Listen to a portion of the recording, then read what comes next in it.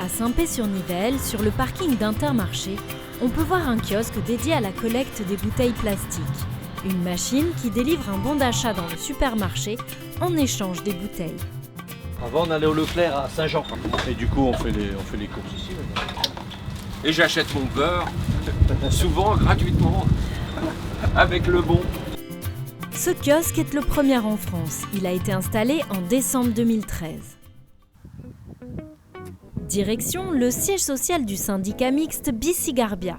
C'est eux qui collectent les bouteilles et les flacons déposés dans le kiosque de Saint-Pé-sur-Nivelle. C'est la première fois qu'on nous proposait un tel concept. On était très intéressés d'observer ce qui allait se passer. Un an après la mise en place du kiosque, les chiffres sont là. Alors, les résultats que nous avons observés sur l'année 2014 nous ont amené à observer premièrement qu'il n'y a pas eu d'effets collatéraux négatifs. Et quant au tonnage collecté, aux résultats proprement dit, ce dispositif a permis de collecter 20 tonnes de bouteilles et flacons plastiques. Sur ces 20 tonnes, 5 tonnes proviennent d'un transfert de flux et 15 tonnes sont en revanche issues d'un nouveau gisement. Ce qui correspond à une augmentation de la collecte des emballages plastiques de 8,5%. Et ce n'est pas tout. Réco Kiosque apporte un autre avantage.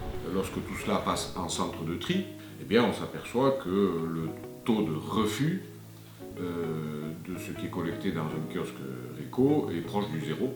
Au total, le kiosque de Saint-Pé-sur-Nivelle a récolté 660 000 bouteilles. Un succès certain que M. Soulet souhaite mettre en avant. Il y a donc bien des gens pour qui ces 2 centimes sont suffisamment importants pour les motiver et leur faire le geste de tri qu'auparavant ils ne faisaient pas. Et c'est pourquoi nous souhaiterions que ce dispositif se développe. Les chiffres que j'ai donnés correspondent à un point de collecte, un Réco Kiosque. On peut imaginer ce que ça pourrait donner avec des supermarchés qui sont beaucoup plus étendus que celui-là. Développer le concept au reste de la France, c'est l'objectif de Réco. À Servian, dans l'Hérault, M. Lefebvre, directeur du Super U, a lui aussi fait le pas. Sa machine vient d'être installée. C'est la première fois que vous le faites ? Oui. Une bouteille, on l'introduit. Ce qui a été véritablement déterminant, c'est le concept en lui-même, la façon dont c'est entretenu.